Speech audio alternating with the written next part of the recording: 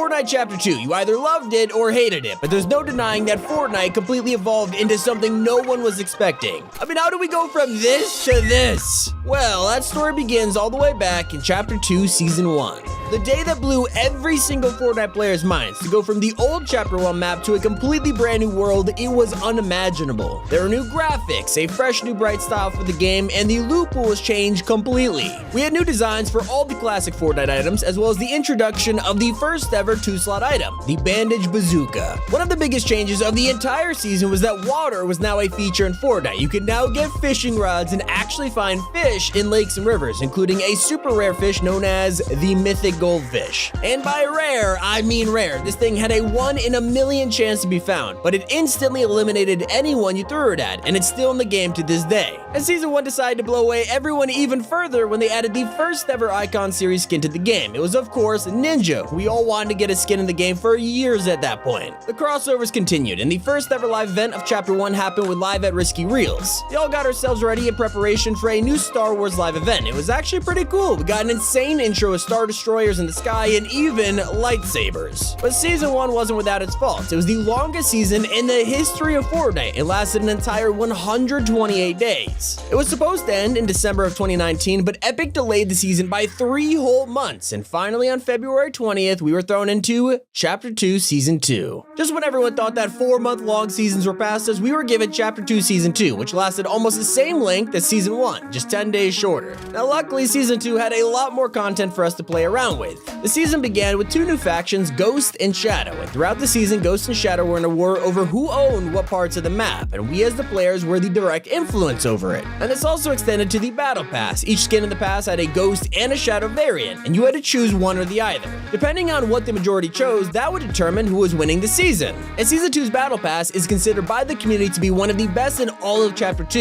You had Agent Peely, Brutus, Tiantina, Meowscles, Sky, and of course, Midas. Like I said, depending on how many people chose Ghost or Shadow, it would change the POIs on the map. And speaking of the POIs, there were a ton of new ones, a lot of which are still in the island to this day. Inside of these POIs were NPCs of all the Battle Pass skins. We could fight them for loot, and if you kill one of the bosses, they would drop a key card that you could then use to unlock a nearby vault, and let me tell you, people love this thing. This was also when we got a ridiculous amount of mythics like the drum gun or even a boom bow. It was nuts. Over on the island, you can now find places like an entire yacht, which is guarded by Meowscles, and then there was the grotto, a secret shadow facility built into a mountain that was guarded by Brutus. Over on the other side of the map, the shark was added, and this was a huge mansion owned by Sky. It was directly taken from a mobile game Epic Games had called Spy Jinx. Eventually, though, the community overwhelmingly chose Sky's Ghost variant, and it turned her mansion into a completely new POI. Now, it was a huge prison complex owned by Ghost and guarded by Sky and her new Ghost henchmen. It was awesome.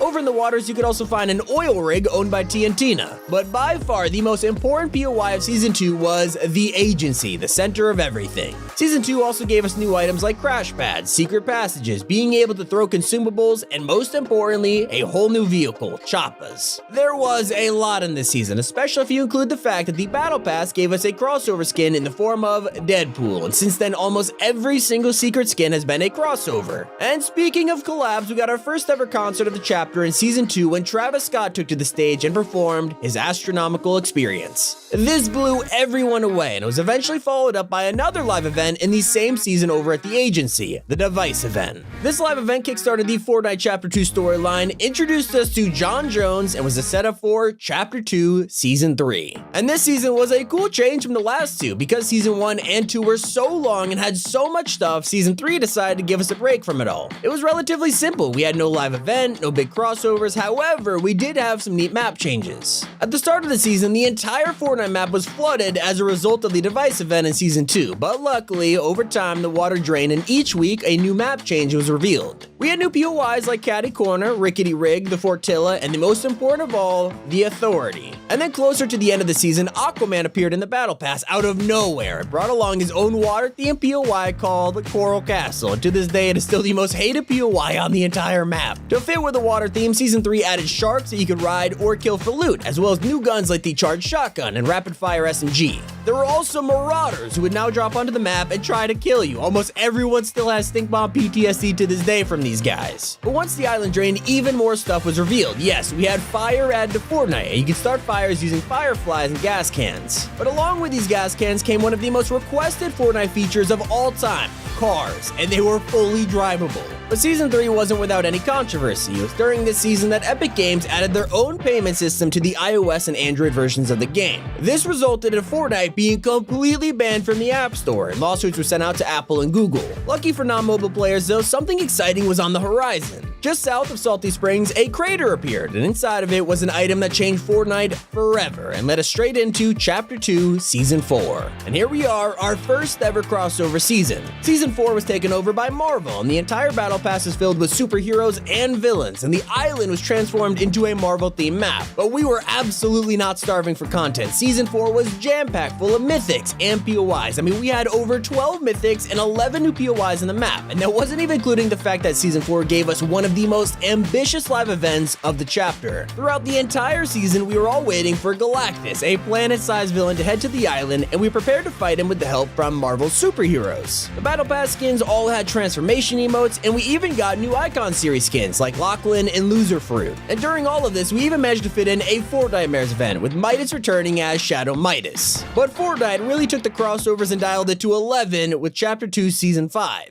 Just when you thought that an entire season dedicated to Marvel was the start of the metaverse, Chapter 2 Season 5 was an entirely original Fortnite season that was centered around collaborations. You see, the Zero Point had been exposed by Galactus in the Season 4 finale event, and because of this, John Jones had to recruit hunters from realities across the multiverse in order to keep control of the Zero Point. It started with a gang of original hunters like Mancake, Lexa, Reese, Maeve, Condor, and Menace. But joining them were some familiar faces from Star Wars, the Mandalorian and Baby Yoda. Mando also brought a new POI with him, as well as a mythic jetpack and sniper rifle. And so with these new hunters coming to the map, their own realities were also brought to the island. Menace brought Colossal Coliseum, while a lot of the hunters moved into a new place called Hunter's Haven. We also had Stealthy Stronghold, which belonged to a Predator, the secret skin for the season, and Butter Barn, which was a restaurant owned by Mancake. I mean, there was a lot in here. That's ignoring the fact that Fortnite turned half the map into a desert and let us tunnel underneath the sand to move around. And this also introduced a new mechanic called gold. You could earn gold through bounties or opening chests, and then spend it on items by talking to NPCs. There were new fish like the Zero Point fish and the Rift fish, as well as a new shotgun that set you on fire. Meanwhile, in the Icon series, Laserbeam and Graph joined the fight, and this was all on top of a holiday-themed event where we got the return of Planes, Presents, and Sneaky Snowman. But obviously, everyone knows Season 5 for one thing and one thing only: the hunters that came after the Battle Pass. Throughout the whole season, our minds were blown every single week as Fortnite delivered a new crossover. We had Kratos and Master Chief, the two mascots for PlayStation and Xbox, and then we had skins from The Walking Dead, Marvel, and DC, and that wasn't before we got to play as characters from classic 80s franchises like Terminator, Tron, Street Fighter, Snake Eyes, Alien, and Predator. But it all kicked off when John Jones decided to turn his back on the Imagined Order and introduced us to Chapter 2 Season 6. And Season 6 completely changed Fortnite in a way that none of us were expecting. When you loaded into the game, you were given your own personal live event where you had to work with John Jones and the Foundation to seal the Zero Point, and it was amazing. But as a result of this event, half of the map was completely transformed. Now the island was primal themed, which included new trees, an entirely different loot pool in the center of the map, and a big POI named the Spire. And I guess we can't forget the introduction of wildlife. Now you can find animals running around like chickens, boars, wolves, even raptors. Season 6 also brought something to Fortnite that no one would have ever predicted, and that was crafting.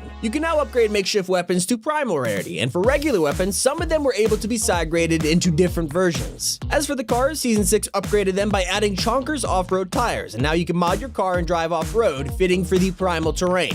And for people who love sniping, they hated this season because every single sniper in the game was removed and eventually replaced with bows. We had stink bows, flame bows, explosive bows, but by far the most popular one was the shockwave bow. And the collabs didn't slow down with Season 6. Despite the primal map, we still got collabs from DC like Raven, Harley Quinn, Beast Boy, and Batman. We also had Lara Croft and Aloy added to the Gaming Legends series, and sports figures like Neymar Jr. and NBA skins were released. But as the season came to an end, the community began noticing something something that was coming, and it wasn't of this world, which leads us to Chapter 2, Season 7. And this seemed like one of the most random seasons of all time when it was released. We just had a primal season with bows and dinosaurs, and out of nowhere, boom, aliens. But this is Fortnite. It's kind of hard to question it. It's just how the game goes. So at the start of Season 7, a huge mothership appeared above the island, completely destroying all traces of the primal map. Instead, it left a huge crater in the center of the island and began moving around, abducting POIs throughout the season. And people at Sweaty Sands began to worship the aliens, converting it into Believer Beach, while the Imagined Order set up a headquarters underneath Corny Crops. Now, Season 7's Battle Pass was extremely unique. Tier 1 gave us another customizable skin like Season 2's Maya, but this time it was the Chimera. You could make your own alien.